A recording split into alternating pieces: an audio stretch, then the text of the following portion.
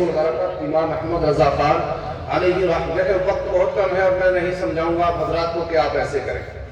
امام عشق و محبت عظیم البرکت امام احمد رضا خان علیہ رحمۃ و رضوان فاضل بریلوی بارگاہ رسالت معاد میں قلم اٹھاتے ہیں اور ایک عاشقانہ انداز میں لکھتے ہیں کہ وہ صبح لال ازار پھرتے ہیں۔ کیا کہا؟ محبت سے بولیں سبحان اللہ۔ کہا کہ وہ صبح لال ازار پھرتے ہیں، تیرے دن اے بہار پھرتے ہیں، تیرے در سے جو یار پھرتے ہیں، تیرے در سے جو یار پھرتے ہیں، در بدر یوں ہی خار پھرتے ہیں۔ اور کہا اس گلی کا گدا ہوں میں جس میں، اس گلی کا گدا ہوں میں جس میں مانگتے تاجدار پھرتے ہیں۔ اس گلی کا گدا ہوں میں جس میں مانگتے تاجدار پھرتے ہیں۔ اب سنیں قرآن عظیم میں اللہ نے فرمایا، بڑی اہم گفتگو، بس چند منٹ اور بچے ہیں میری تقریر کے، شروع ہونے سے پہلے ہی ختم ہو جائے گی، چند منٹ بچے۔ قرآن عظیم میں اللہ نے فرمایا اقرأ باسم ربک الذی خلق، اللہ فرماتا ہے کہ پڑھیے اپنے رب کے نام سے جس نے تم کو پیدا کیا۔ بے شک کیا فرمایا؟ کہا پڑھیے، مطلب ایجوکیشن حاصل کیجئے۔ یہ ذہنوں پر تختی دل پر نوٹ کر لیں، میں ان باتوں کو تقریر کے مقصد سے نہیں، چند باتیں بتانے کے لیے بیٹھا ہوں۔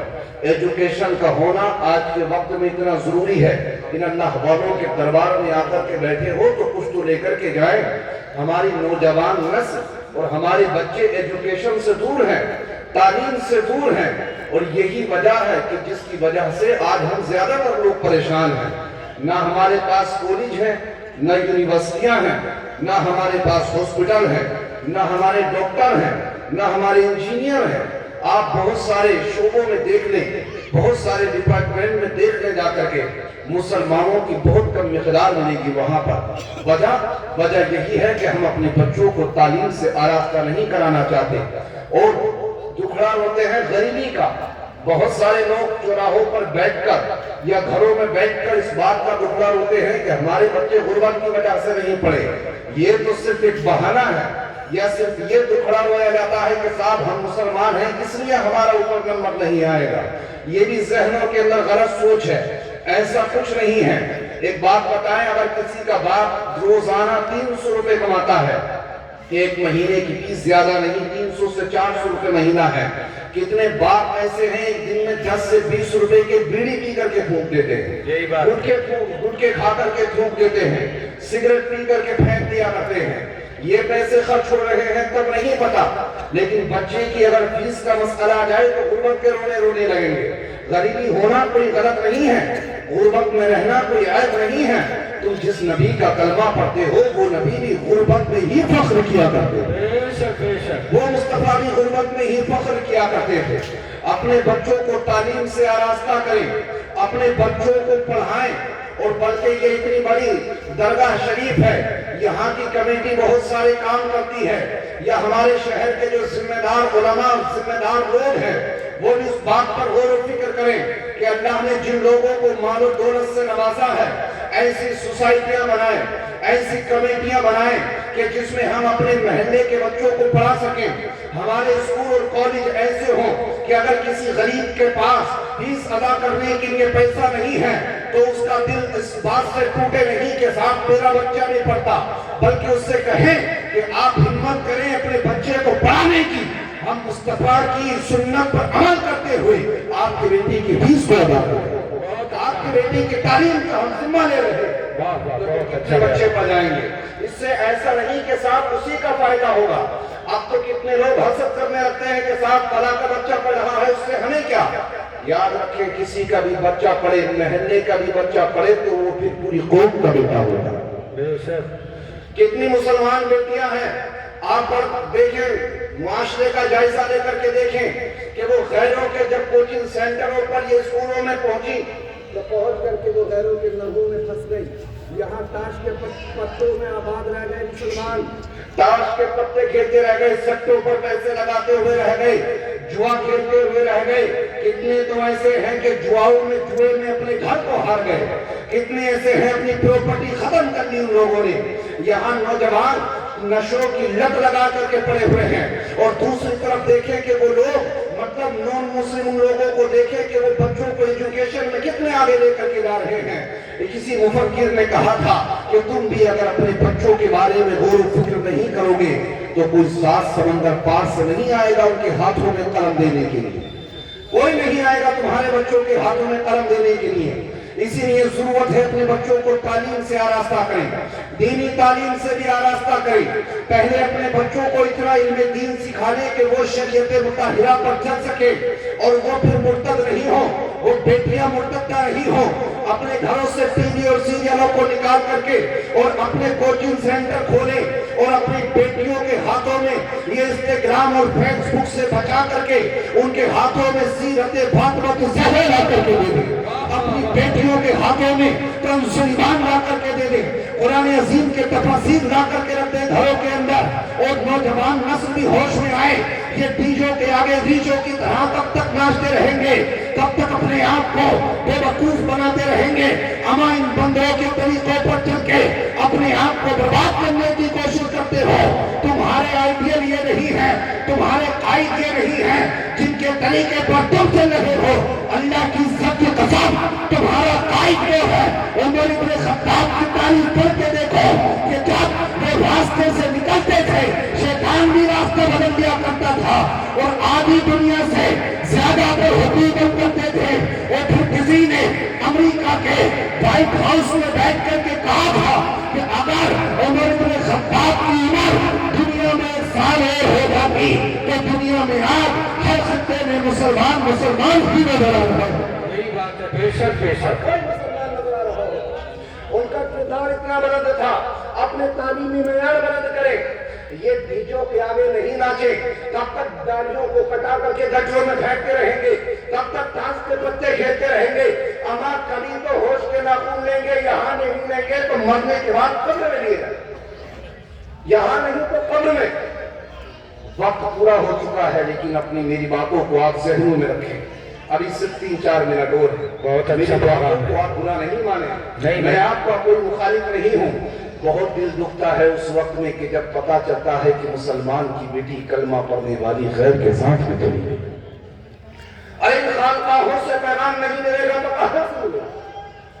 सगा भाई सगी बहन को देखता है, सगा भाई सगी बहन के सामने बदतमीज और गंदे किस्म के गाने सुन रहा होता है। ना भाई को हया, ना बाप को हया, ना शोहर को हया। सगा भाई बहन को बेपर्दा बाजारों में लेकर के जाता है। कितनी मुसलमान बेटियां देखें जाकर के, मेरी बात तर्क लगे तो बस माजरत के साथ, ये ब्यूटी पार्लरों के नाम पर जाकर के किस तरीके से बेहयाई हो रही है। ये कितनी मुसलमान बेटियां आप देखें मार्केट में जाकर के नॉन मुस्लिमों से मेहंदियां लगवा रही है। जवान बहन बेटी है, क्या भाई को पता नहीं है बहन कहाँ जा रही है? क्या बाप को पता नहीं है बेटी कहाँ जा रही है? क्या शोहर को पता नहीं है बीवी कहाँ जा रही है? पूछे जिम्मेदार उलमा से। अल्लाह की सबसे मुकद्दस किताब है कुरान, और आता है कि औरत इतनी जोर से कुरान नहीं पढ़ सकती कि उसकी आवाज को कोई गैर महरम भी सुन सके। तो फिर बाजारों में जाने की इजाजत किसने दे दी? मतलब वजह यही है कि हम लोगों ने अपने आप को इतना, अच्छा ये तो हमारी घरों की बच्चियां रह गई, नौजवानों की देख ली, घरों के अंदर जाकर के सिस्टम सगा भाई बहन के सामने गैर बहन से बात कर रहा है। रात के 2 बजे गैर बहन से बात कर रहा है, तो जब भाई बात कर रहा है तो बहन क्यों नहीं करेगी? जब भाई करेगा तो बहन क्यों नहीं करेगी? आपसे सब गुजारिश यही है कि अपने कोचिंग सेंटर खोलें, कमेटियां ऐसी बनाएं, आपस में इंतशार नहीं करें, झगड़े और फसाद में नहीं पड़े, ये जमीनें बेच करके थानों में नहीं दें अपना पैसा, ये आपस में लट चला करके नहीं खत्म करें अपने पैसों को, अपने पैसे को बचाएं, अपने बच्चों को एजुकेशन से आरास्ता करें, दीनी तालीम से भी आरास्ता करें। और यकीन जाने जब किसी मुसलमान के बेटे या आपके बच्चे पढ़े लिखे होंगे, पहले आलिम दीन होंगे और फिर उसके बाद डॉक्टर, इंजीनियर या IPS अधिकारी या जिला अधिकारी या DM SDM की कुर्सी पर फाइज होंगे, तो फिर टेबल के नीचे से काम लेकर के नहीं चलाएंगे। अगर वो DM SDM की कुर्सी पर भी फाइज होंगे तो उस वक्त में भी वो मुंह को छुपा करके या फिर टेबल के नीचे से लेकर के کام نہیں کرائیں گے، بلکہ کوئی رشوتوں کی کوششیں کرے گا یا غلط فیصلوں کی کوششیں کرے گا تو سب کی آنکھوں میں آنکھیں ڈال کر کے یہی کہیں گے جو لوگ اقبال کہہ کر کے گئے کہ کی محمد سے وفا تو دے تو ہم تیرے ہیں، یہ جہاں چیز ہے کیا لوگوں قلم تیرے ہیں، اور محمد کی محبت دین حق کی شرط اول ہے، اسی میں ہو کر خامی تو سب کچھ نہ مکمل۔ بے شک بے شک بے شک۔ بس آخری باتیں، اپنے بچوں کو تعلیم سے آراستہ کریں، ایسے کالج کھولے، ایسے مدرسے کھولے۔ مدرسے بند ہو گئے سر بھائی، مدرسے تو بند ہو گئے، آپ کیا کر رہے ہو؟ مدرسے بند ہو گئے تو ہاتھ پہ ہاتھ رکھ کر کے بیٹھ گئے۔ کتنے بچے پڑھ رہے تھے مدارسوں کے اندر، سب ختم۔ دینی تعلیم تمہیں اور کتنے لوگ ایسے ہیں انہیں کچھ احساس ہی نہیں ہے اس بات کا، وہ تو چکر میں سے بند ہو جائیں سب۔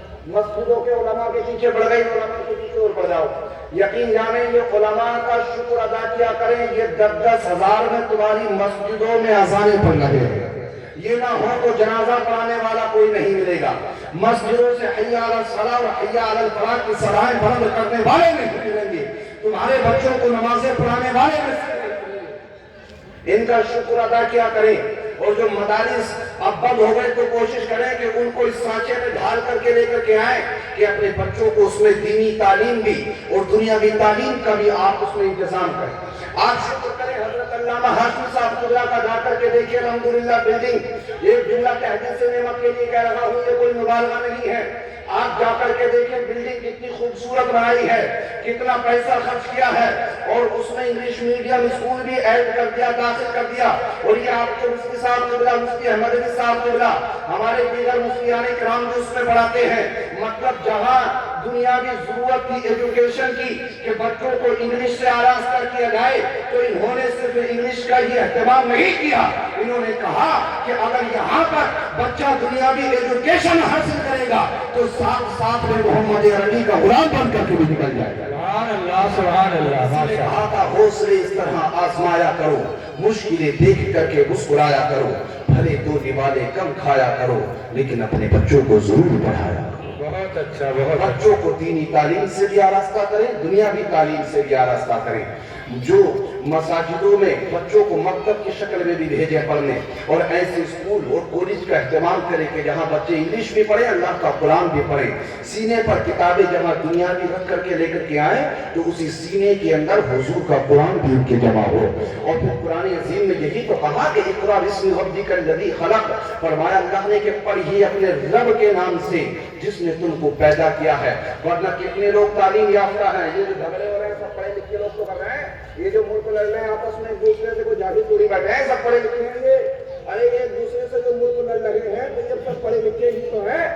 لیکن وہی تعلیم میں برکتیں ہوتی ہیں جس میں اللہ کا نام لے لیا جاتا ہے، بے شک۔ اس کے علاوہ نہیں ہوگی برکتیں۔ کوئی سی بھی تعلیم ہو، دنیاوی کوئی ڈاکٹر بن جائے، اللہ کا نام لے کر کے کرے۔ فرمایا گیا کہ بسم اللہ، جو بھی بندہ بسم اللہ شریف پڑھ کے اللہ کا نام لے کر کے جس نیک کام کو شروع کرتا ہے، اللہ اس میں برکتیں عطا فرما دیتا ہے۔ بس وقت پورا ہو چکا ہے، میری باتوں پر آپ عمل کریں، میرے ساتھ مل کر کے پڑھیے استغفر اللہ ربی من کل ذنب واتوب الیہ، لا الہ الا اللہ محمد رسول اللہ صلی اللہ علیہ وسلم، وآخر دعوانا الحمد للہ رب العالمین۔ السلام علیکم ورحمۃ اللہ وبرکاتہ۔